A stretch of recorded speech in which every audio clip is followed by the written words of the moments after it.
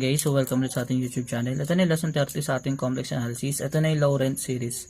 So, iba si Laurent series kay Taylor series, although para silang power series.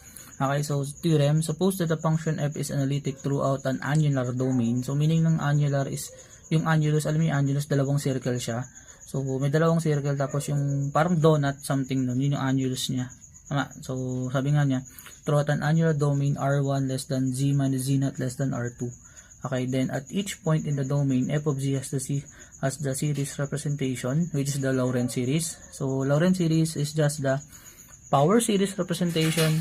Okay, so regardless kahit ano yan, so kahit ano pa kung McLaurin or Taylor, power series representation plus summation for n is equal to 1, again, for n is equal to 1 up to infinity ng b sub n over z minus z naught raised to n. So, ano pinagkaiba sa Taylor series? Sa Taylor series, kung napapansin mo, yung z minus z naught raised to n is nasa numerator. So, kay Laurent series, napaka-importante na nandun sa ilalim. Yung z minus z naught raised to n dapat nasa denominator. Tapos yung something sa b raised to n, yun ay something, yung b sub n, yun ay something nandun sa loob. Tapos, ito pa ang importante sa Laurent series, dapat nag-i-start lagi sa 1. So, set mo lagi na for n is equal to 1. Meaning, kung n is equal to 0, adjust mo konti, igalaw mo konti para mag-move. So, ano ibig sabihin adjust konti? Kumbaga, mag-expand ka, kunyari, summation ng z raised to n for n is equal to 0. Para maging z raised to, kunyari lang kunyari may summation ako for n is equal to 0 up to infinity ng z raised to n. Para maging z raised to 1 siya, ilalabas ko yung z raised to 0 plus summation for n is equal to 1 up to infinity ng z raised to n. So nag-adjust ako, naglabas ako ng isa. Yun ang ibig sabihin ng gagawin natin dito. So kung gusto mo gawin n is equal to 1, labas ka ng isa konti ng isang term nun, yung zeroth term. So zeroth term yung tawag. Okay, then ayun na. At least mapuform na natin siya dito. Okay, so I don't know ano ibig sabihin ng n is equal to 1 na yan, pero siguro kaya n is equal to 1 para ma-restrict yung part na nasa numerator yung z. Kasi nga ang gusto niya lagi nasa denominator yung z. Okay, then again, ito yung kanyang radius. Kailangan napapaligiran. Okay, so example, medyo marami akong example dito. So, by replacing z by 1 over z in e raised to z, makaka-form tayo ng Laurent series niya. Okay, so remember what is e raised to z? So, e raised to z, yung kanyang McLaurin series representation o yung kanyang power series is the summation for n is equal to 0 up to infinity ng z raised to n over n factorial. Okay, ngayon, kung i-replace ko daw to ng e then by 1 over z, therefore, this is equal sa for n is equal to 0 up to infinity ng 1 over z raised to n tapos n factorial. Okay, then simplify further. This is equal sa summation for n is equal to 0 up to infinity ng 1 raised to n, which is 1 over z raised to n factorial. Yan, ang gusto natin, sabi ko nga, kailangan n is equal to 1. So, adjust natin konti. Labas ko lang yung 1. So, yung n term. So, z raised to 0, tas 0 factorial is 1. Okay, so meaning, ilalabas ko lang yung 1. Then, plus, summation for n is equal to 1 up to infinity ng 1 over z raised to n factorial. So, ito yung parang power series ng 1. Ito yan. So, sabi ko nga, yung power series na yan, kahit ano yan. So, kahit number yan or what, basta, importante, nandun si Laurent series representation, which is yung for n is equal to 1, tas yung z raised to n is nasa ilalim. Okay, so therefore, ito yung kanyang Laurent series. Okay, so hoping na naintindihan mo yung example na sa dyan. Okay, next is, the function f of z is equal to negative 1 over z minus 1 times z minus 2 is analytic in the domain z is less than 1, 1 is less than modulus of z less than 2, and 2 less than modulus of z less than infinity. Okay, obtain the McLaurin series representation for z is less than 1, or the modulus of z is less than 1. Pero before that, ito from algebra, yung partial fraction, so decompose natin siya into partial fraction. So, negative 1, ano ba yung decompose na ito? Negative 1 over z minus 1 then z minus 2 equal to sa a over z minus 1 plus b over z minus 2. So, kailangan ko kasi ma-decompose Kailangan ko makita yung value.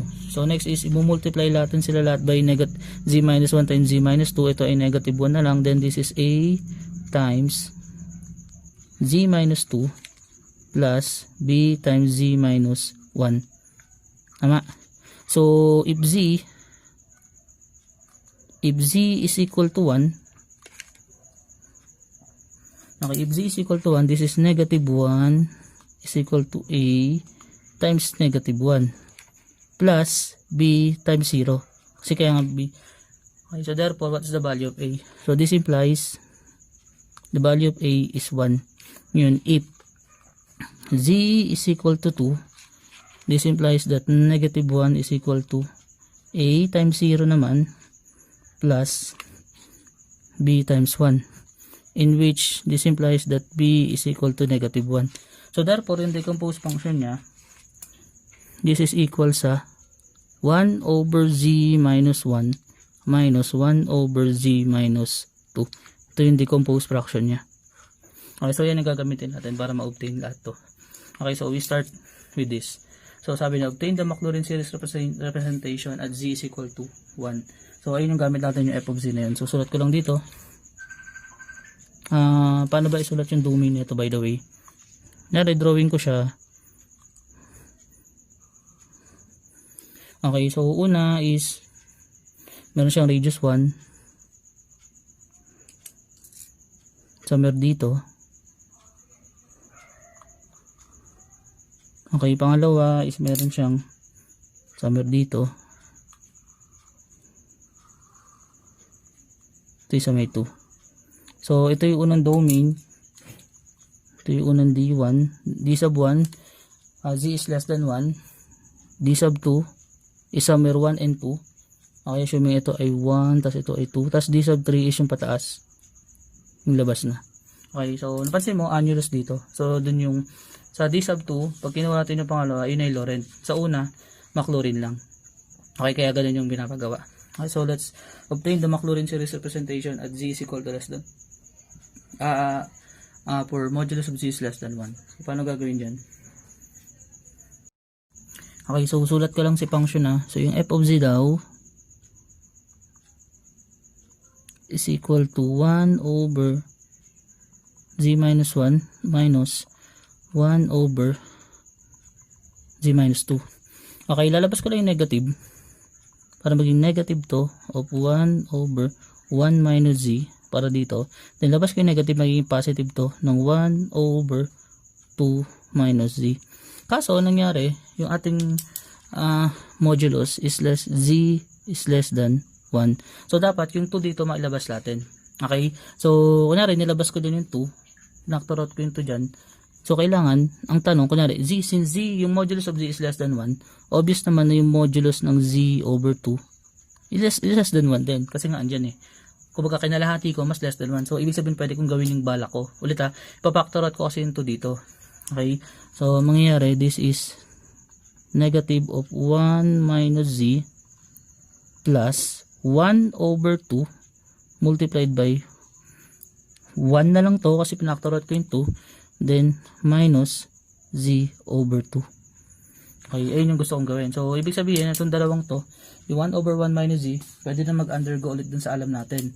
Na note, alam natin yung summation, alam natin yung 1 over 1 minus z is equal to summation for n is equal to 0 up to infinity ng z raised to n. Kasi ito yung gagamitin natin lagi dito.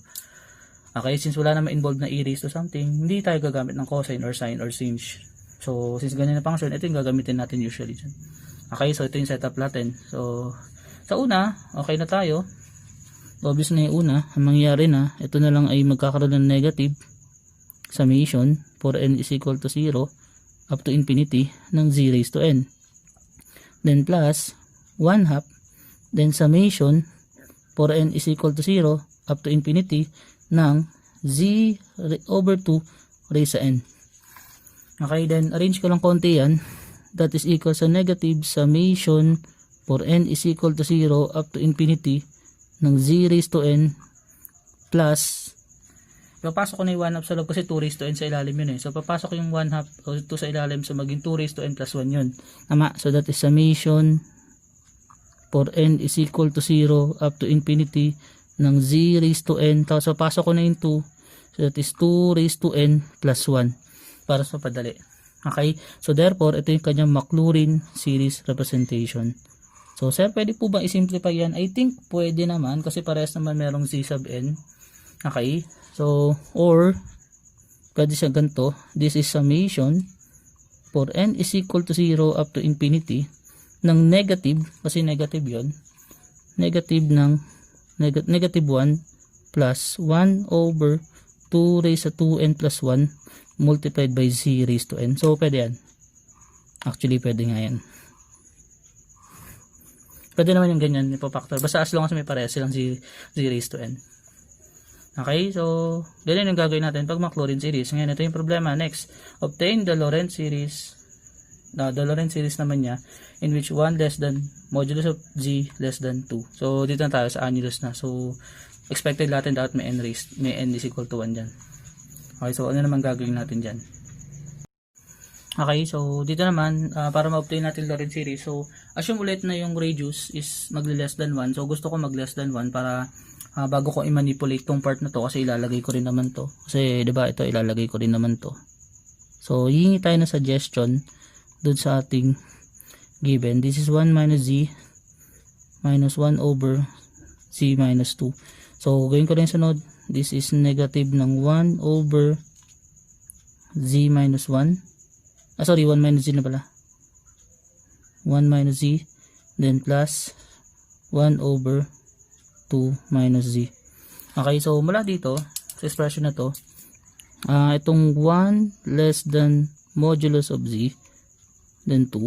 Ang gusto ko mangyari dapat, magkaroon ako ng expression ng in terms of z na less than 1 parehas in terms dito. So i-divide ko both side by modulus of z. So this is 1 over modulus of z is less than 1, less than 2 over modulus of z.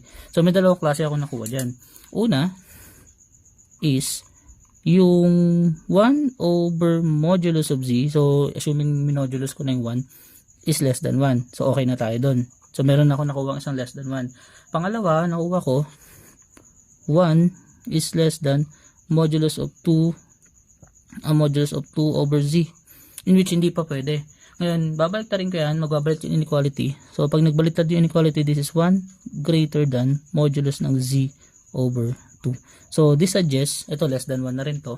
So this suggests na yung una, kailangan makaform tayo ng 1 over z. Okay, so meaning hindi ko muna siguro kailangan itong gawin. So una daw sa z minus 1, kailangan makaform ka ng 1 over z. So dito yon, kasi kailangan natin yon. Sa pangalawa na, kailangan ng z over 2. So dito naman sa isa yon. Okay, so ayun yung suggestion niya. So sa dalawang yan, ulitin ko lang, kailangan dito may 1 over z. Yung 1 over 1 minus z, kailangan, di ba? Yung 1 over 1 minus z natin, kailangan meron tayong ganito, 1 over 1 over z. Ganyan yung gusto mangyari nung expression na to. Next, yung isa naman, ang gusto mangyari ng isa, kailangan makakuha naman tayo ng 1 over 1 minus z over 2. Okay, yun naman yung suggestion ng pangalawa. So sa dalawang yan, ganun yung gagawin natin. So una dito, so paano tayo magkakaroon ng 1 over z dyan? So pag pinactor out natin yung z, obviously, sa ilalim. So mangyari, papactor out ko yung 1 over z multiplied by 1 over 1 minus 1 over z. So okay na. Nakuha na ako na isa. Nakuha ko na yung isa na yon. So goods na tayo doon. Then minus, ang papactor out naman natin sa z minus 2 is I think 2. No? Pag pinactor out ko yung 2, okay na yon. So negative 2 to be honest, kasi kailangan natin ng nag-negative siya. So this is 1 over negative 2 multiplied by 1 over, this is negative z over 2 plus 1.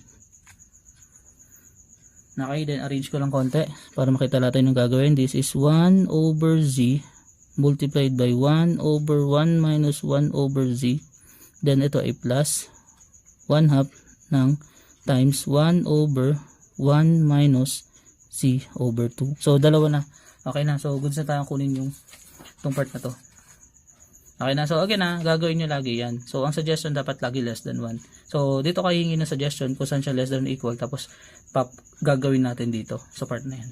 Okay, kung saan possible. So hindi ko lagi pinipix na dapat siya, dapat dito lang yan. Hindi kasi kunyari iba given ko. So iba hinihingi nun. Iba din yung domain nun. Okay, so depende naman talaga yung domain sa singularities. Okay, next is this is equal sa 1 over z, then summation for n is equal to 0 up to infinity ng 1 over z raised sa n. Isa naman is plus 1 half ng summation for n is equal to 0 up to infinity ng z over 2 raised to n. Okay, so I think dito yung somewhere Lorentz series niya. Tama. So ang mangyayari, gagawin ko is papasok ko na yung z sa loob. So this is summation for n is equal to 0 up to infinity ng 1 na lang kasi 1 raised to n is 1 ng z raised to n plus 1 para dyan. Then dito naman sa kabila, this is summation for n is equal to 0 up to infinity ng z raised to n, papasok ko yung 1 half. So this is 2 raised to n plus 1. So obviously ito yung power series na nasa taas yung z raised to n. Kasi ito yan. So ito yung isa naman yung nasa ilalim z raised to n. Kaso ang problema is meron pa tayong isang term dyan. So ang sabi ko nga, ilabas natin yung 0 term. So that is 1 over z. Tama. So ilalabas natin yung 1 over z na yun. Okay, although ito okay lang. Ito ang mangyari Ang nangyari dito, yung 0 term niya is 1 over z pa rin. So, ang idea kasi, bakit nilalabas sir yung 1 over z? Ay yung for n is equal to 0. Bakit siya nilalabas? Kaya siya nilalabas para matanggal yung hindi 1 over z raised to n. Okay? Ngayon, ang nangyari dito, yung for n is equal to 0, 1 over z pa rin siya. In which, pasok pa rin sa idea ni ni Lorentz series. So, ibig sabihin, rearrange ko lang to. So this is just equal sa summation for n is equal to 0 up to infinity ng z raised to n over 2 raised to n plus 1 plus summation for n is equal to 0, okay pa rin kasi siya, goods pa rin siya ng Lorentz, then 1 over z raised sa n plus 1. So again for n is equal to 0, Lorentz pa rin kasi siya. Okay, so ito yung banda power series na ito yung Lorentz series niya. So kahit iwan ko yan, okay lang din yan.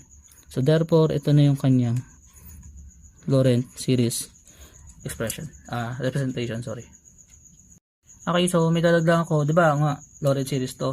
So ang gagawin ko na lang is we will replace yung series natin, yung n part dito ng n-1. Okay, so ang gagawin ko, i-replace ko by n-1 to para lang maging n is equal to 1 to, yung part na to. So replace yung Lorentz series lang replace n by n-1. So this could be equal sa summation. Suggestion lang ito sinabi. For n is equal to 0 up to infinity ng z raised to n. Ito hindi maapektuhan. Yung Lorentz series na apektuhan. Ng 2 raised to n plus 1 plus ito ay z raised to n, since nag-replace tayo ng n-1, sorry. n-1 dito. So this is n-1 is equal to 0, that is n is equal to 1 up to infinity. Then 1 over z raised to n-1 plus 1, that is n. So yun na yung magandang gawin nyo. So kunyari n is equal to 0, replace mo yung n by n-1 sa lahat dun sa bandang Lorentz series lang. So therefore ito na yung sagot natin, i-finalize natin para pare-pares tayo magkasundo about that. Okay, so ganun gagawin para mag n is equal to 1. Okay, so for letter C, so same example pa rin. So obtain the Lorentz series in 2 less than the modulus of C less than infinity. So meaning sa labas na nung annulus. Pero annulus pa rin siya tignan kasi nga less than infinity. Okay, so Lorentz series pa rin naman siya. Ngayon, dito naman, ganun pa rin. Save yung function. Ano ba yung function? Ano pa ko? Yung function is f of z. Okay, susulat ko lang ulit. This is f of z is equal to 1 over z minus 1 minus 1 over z minus 2. So pag ganito namang case, iba naman yung sasuggest niya.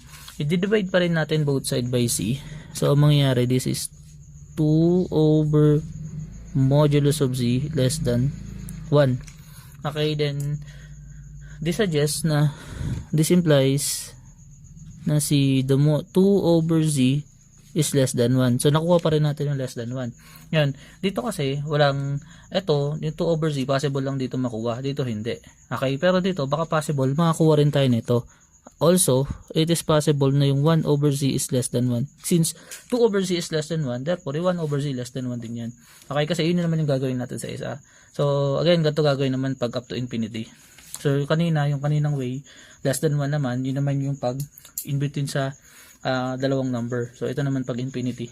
Okay, so ayun, suggestion niya, kailangan may 2 over z tapos may 1 over z na lumabas. So dito 1 over z yung lalabas. So meaning z ilalabas natin dito, tapos dito naman ilalabas natin is z din. Dalawang 1 over z actually. Okay, so proceed tayo doon. 1 over z ba or 1 over 2? Okay, so I think 1 over z, no? Dito para magkaroon ng 1 over z, pa-factor out ko dito si 1 over z multiplied by, this is 1 minus 1 over z minus excuse, labas ko yung nakalimutan ko tuloy yung 2. Tama kasi 1 over z, 2 over z yung lalabas ko, sorry, z lalabas ko. So this is also 1 over z multiplied by 1 over 1 na lang to minus 2 over z. So ayun yung kailangan natin. Okay, so similar sila, pareha silang merong 1 over z. Okay, so next is apply na natin yung ating summation.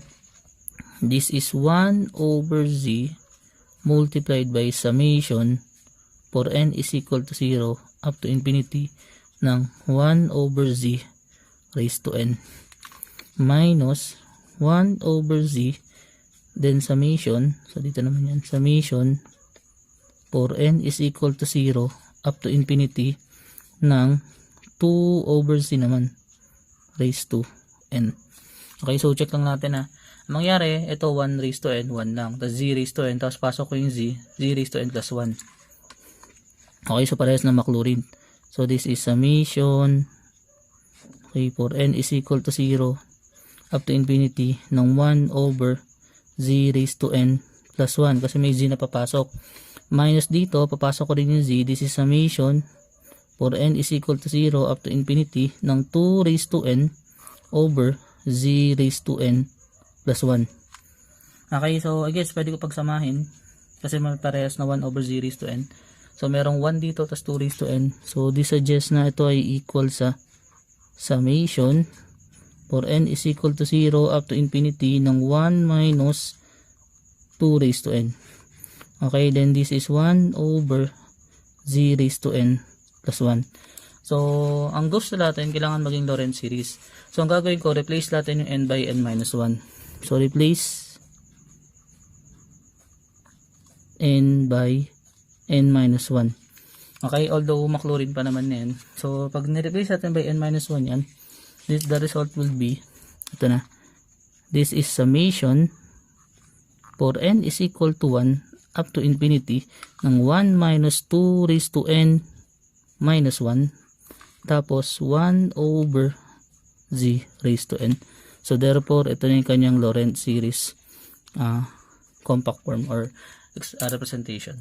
Okay, so ito yung gagawin, tandaan yung mga ginagawa ko. So ang goal ko lagi is laging less than 1 basta pinapaligiran ng domain. So ayun yung mga balak ko. Okay, ngayon ito naman yung check natin. Number 3, find the Lorentz series that represent the function. So kung titingnan mo,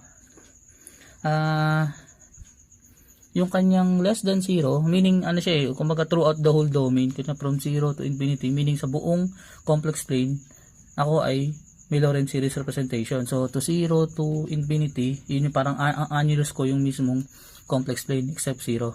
Okay, so ang nangyari is pag ginawa natin yung method to, kasi nga infinity, ang mangyayari that is 0 over infinity, that is 0 less than 1. So walang mangyayari, tama? So what if labanan, or what if gawin natin siya in the usual way, kumbaga i-treat natin siya as parang Taylor series tapos evaluate natin kasi 1 over z squared naman yung lalabas dyan. Okay, note na by Taylor series, note na yung sin z, note na si sin z is equal to sa summation for n is equal to 0 up to infinity ng negative 1 raised to n ng z raised sa 2n plus 1 all over 2n plus 1 factorial. Okay, so dyan tayo mag-i-start. Lagay natin yung z squared tapos evaluate natin yung 1 over z squared sa loob ng c. So yung z squared sin 1 over z squared, okay, is equal to z squared multiplied by summation for n is equal to 0 up to infinity ng negative 1 raised to n. Yung z natin magiging 1 over z squared tapos raised sa 2n plus 1 all over 2n plus 1 factorial. Okay, so arrange lang natin konti. Pasok ko na rin z squared. So this is equal sa summation for n is equal to 0 up to infinity ng negative 1 raised to n nang papasok yung z squared.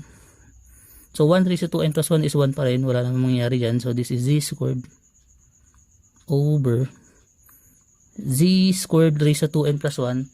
That is 4n plus 2. No? That is 4n plus 2. Then 2n plus 1 factorial. Okay, then arrange natin. Pasok pa natin yung z squared na yan sa ilalim.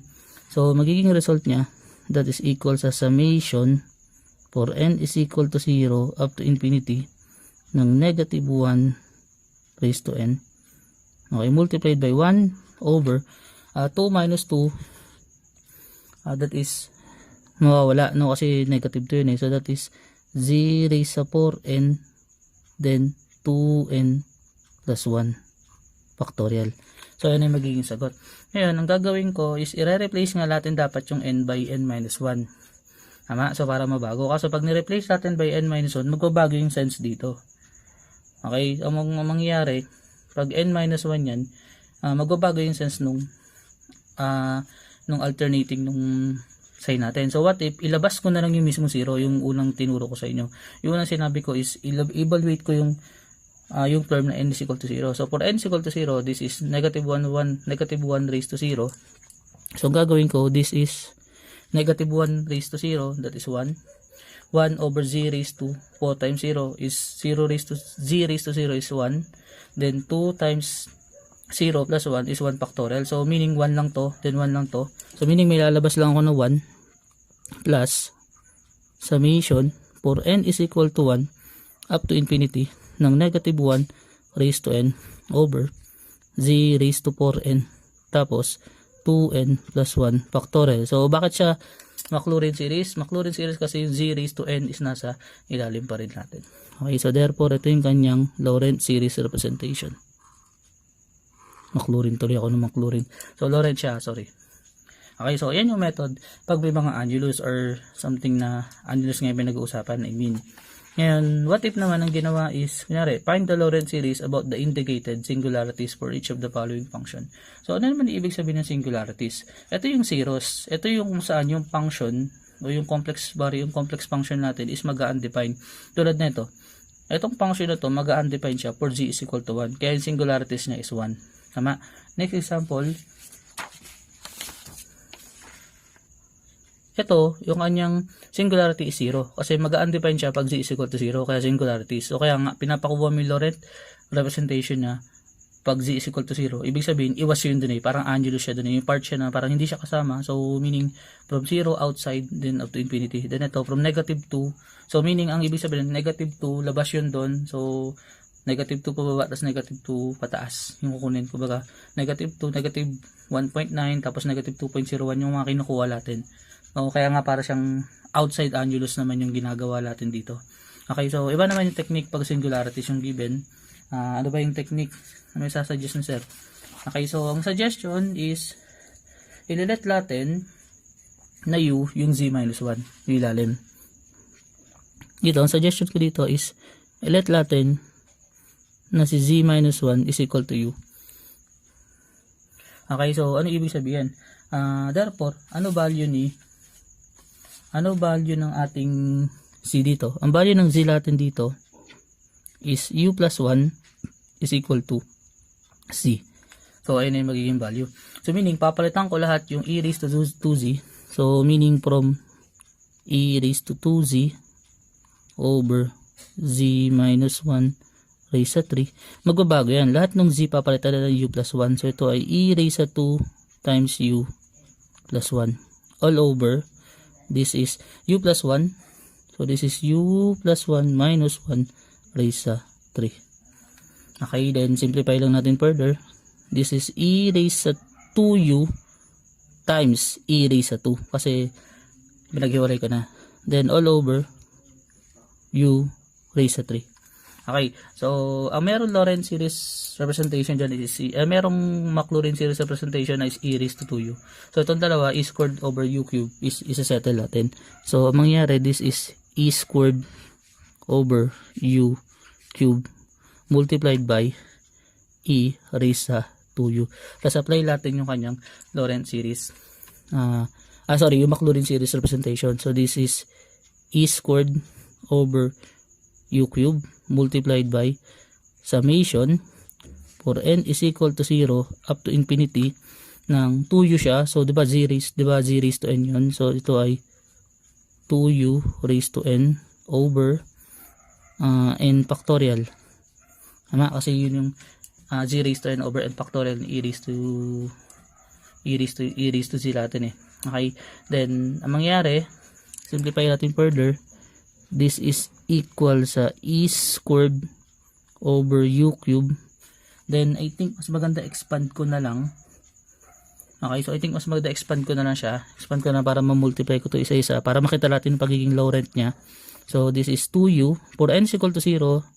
2u raised to 0 is 1, 0 factorial is 1, so the una is 1.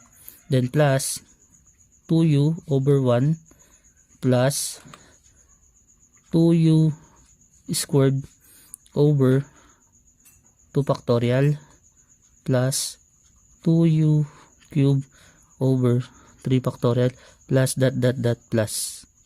Okay, so marami pa yan. Okay, next is multiply ko to. This is e squared u cube times 1, then plus u times u squared, so this is e squared over u squared na lang kasi dalawa, then plus 2, so 4 over 2 kasi 2 raised to 2 is 4, then 2 factorial is 2, so that is 4 2 na lang, no? So magiging 2 e squared, then u squared yon, u cube yon, ito ay u. Tama. Then ano pa ba yung value natin yan? Then plus ito ay 8 na divided by 6, so 4 over 3. So 4 over 3 tapos e squared tapos u cube, wala na yung u cube, wala na yung u, no? Then plus dot plus. Okay, so kung napansin mo, ano nangyari? Ibabalik natin yung u. Ano yung u? U is z minus 1. So balik natin dito. So this is equal sa e squared over z minus 1 cube plus e squared over z minus 1 squared plus 2e squared over z minus 1 plus 4 over 3 e squared. Then somewhere dot plus, somewhere nasa taas na yung z minus 1. Kung napansin mo, z minus 1 nandito na z minus 2. So kung napansin mo, yung pagiging Lorentz series niya is something na some sort part ng buong expansion.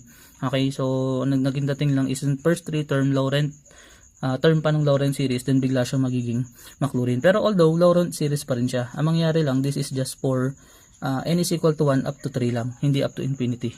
Tapos ito na yung buong power series representation sa isa.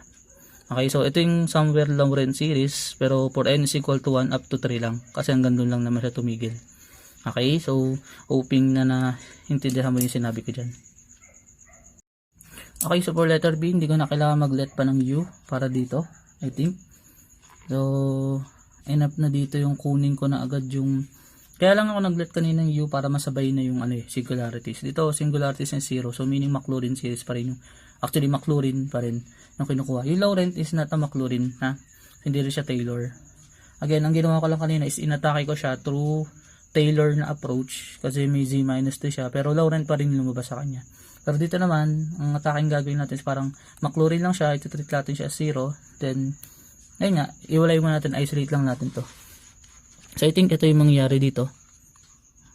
This is z over z cube minus 1 over z cube times sin z.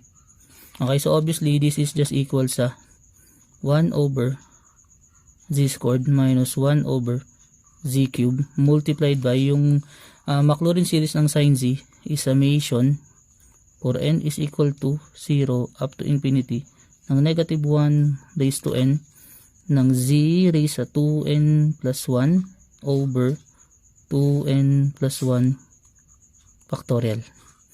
Okay, then I think expand ko na to kaysa baba before ko i-multiply yan para makita din natin. So this is 1 over z squared minus 1 over z cube multiplied by expansion nito. So that is for n is equal to 0, that is positive, that is z. Okay, so una is z. Okay, then minus yung sunod, minus z raised sa 3 over 3 factorial. Okay, then plus z raised to 5 over 5 factorial minus z raised to 7 over 7 factorial, kaya nga kasi add, plus z raised to 9 over 9 factorial, then minus that plus something. Okay, so parang assuming na alternating talaga siya. Okay, next is i-multiply ko to doon para makita natin hanggang saan yung Laurent niya. So this is 1 over z squared minus z over z cube, that is 1 over z squared. So cancel yan. Okay, the negative times negative, that's positive. Okay, then parehas pang z cube. Okay, so this is plus z cube over 6z cube. So minultiply ko lang. Minus z to the fifth over 120 z cube minus z raised to 7 over 7 factorial, ilan yan? Laki na yata. So 7 factorial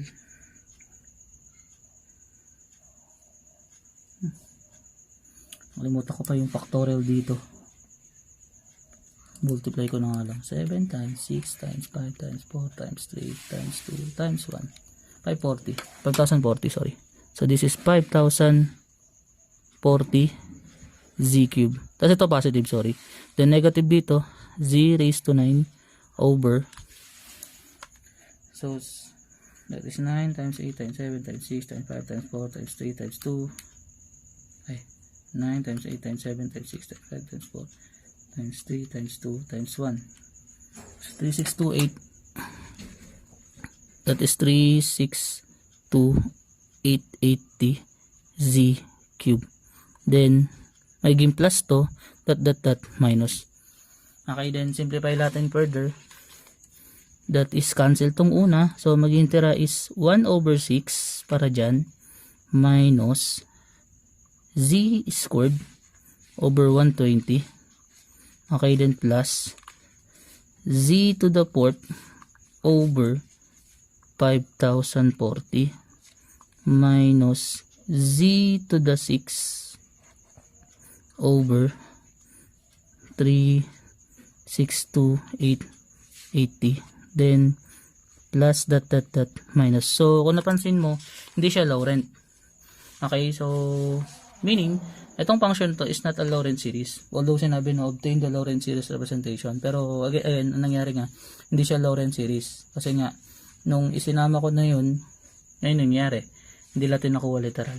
Okay, so this is not a Laurent series.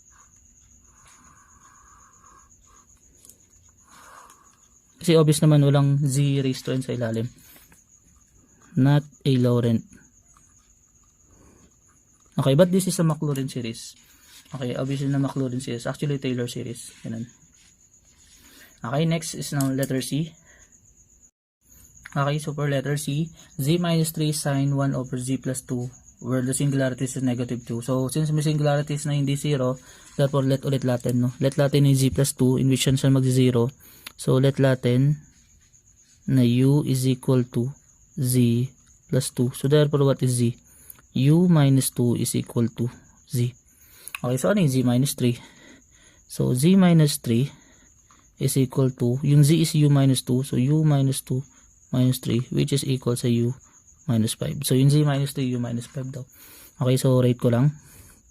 So z minus 3, then sine ng 1 over z plus 2 is equal to u minus 5 to. Okay, multiplied by sine ng 1 over u minus 2. U pala, sorry, u lang.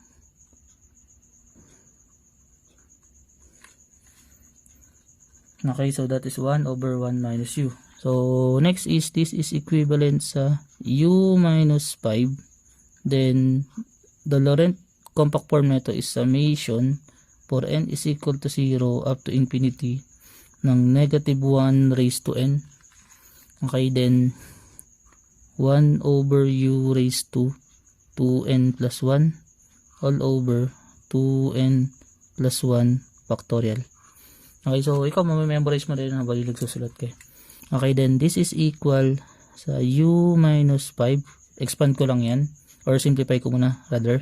So this is summation for n is equal to 0 up to infinity ng negative 1 raised to n. Yung 1 raised to 2n plus 1 is mawawala lang.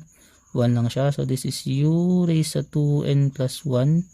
Then 2n plus 1 factorial. Then expand ko lang konti. This is u minus 5. Okay, then multiply by for n is equal to 0. That is 1, that is u, 1 over u. So this is 1 over u.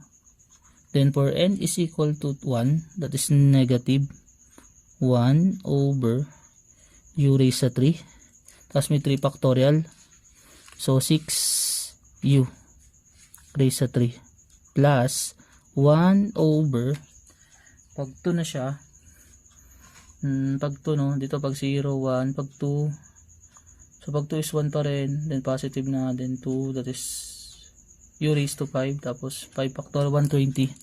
Okay, so this is 120 u raised to 5. Okay, then multiply ko ulit by isa pa, so this is minus 1 over, so 5040 no, so this is 5040 u raised to 7, then plus dot minus. Okay, so next is isi-simplify natin yan by multiplying si u sa lahat ng yan. Okay, so pag multiply lahat si u, ano mangyayari? As if ito multiply sa buong term. Paano ba mangyayari pag multiply lahat sa buong term siya as if? Kita check ko. So pag multiply natin siya as if sa buong term, so una muna u times something ganon, tapos 5 times something ganon. So somewhere may negative 5 over u dyan, tapos negative 5 over u to the 6. Okay, so ito unahin ko yung u muna i-multiply ko. Pag minultiply ko yung u, una may 1.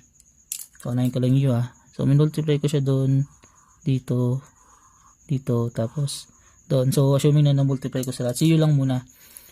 U times 1 over u is 1 minus 1 over 6 u squared. Tama? Then plus 1 over 120 u raised to the 4th minus 1 over 5040 u to the 6 plus that something. Next, pag yung negative 5 naman i-multiply ko, that is something may negative 5 over u.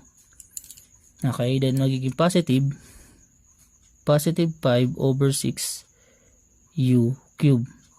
O baga nadagdagan yung term, nagkaroon ng squared sa gitna. Ang kanina kasi alternate, dahil minultiply ko pa ng yun, nagkaroon pa siya ng 0 term raised to 1. Kumbaga na kompleto. Then this is 5 over 120. Ilan yun? 5 divided by 120. That's 1 over 24. So this is negative 1 over 24 u raised to 5. Okay, then minus 5 divided by 5,040. That is 1 over 1008. That is positive to, no? 1 over 1008 u raised to 7. Then, minus that plus. So, pag pinag-combine ko, that is basically equivalent sa 1 minus 5 over u minus 1 over 6u squared plus 5 over 6u cubed plus 1 over 120u to the fourth minus 1 over 24u to the fifth minus 1 over 5040 5040u to the sixth, then plus 1 over 1008u to the 7. Okay, then alternate, I think plus pa rin to, tapos dot. Okay, so next is ibabalik natin si u is equal to z plus 2. So therefore, this is 1 minus 5 over z plus 2, ito is z plus 2, minus 1 over 6, tapos z plus 2 raised sa 2, plus 5 over 6 ng z plus 2 raised sa 3. Okay, then plus 1 over 120 ng z plus 2 raised sa 4 minus 1 over 24 ng z plus 2 raised sa 5 minus 1 over, sulat ko na lahat, 5040 ng z plus 2 raised sa 6, then plus 1 over 1008 ng z plus 2 raised sa 7, then plus that something. So therefore siya ay Laurent, no? Obvious naman Laurent siya. So hindi ko kuha yung sulat yung compact form kasi pinagsama nag-multiply. So may epekto kasi pag minumultiply na natin, nagmumultiply tayo something sa log. Tulad na ito, may malaking epekto yung ginawa niyan. So hindi basta-basta magagawa ng compact form, hindi masisimplify natin. So kumbaga parang hindi naman siya madaling gawan, hindi kayang gawan ng pattern or parang recursive formula niya. Mahirap lang din talaga. Okay, so wag natin problemahin kasi nga dalawa naman pwedeng sagot pwedeng expanded form or compact form yung sagot. Pero dito nga in case na to, since nag-simplify tayo, nagmo-multiply tayo, dapat ilagay mo rin yung mga consider natin na i-multiply. Kaya ito ginagawa ko ganito. Okay, so hoping na natutunan mo yung Laurent series. So may mga application pa to. So next meeting or next discussion natin is about absolute convergence, multiplication and division ng series, tapos singularities, tapos yung Cauchy residue theorem. So meaning application na nito. So bakit nga ba tinuro ni sir yung series? Ano ba purpose ng series dito sa complex analysis? Okay, so thank you for watching. Dapat makinig ka lang tapos gumawa ka lang lagi ng mga dapat gawin natin.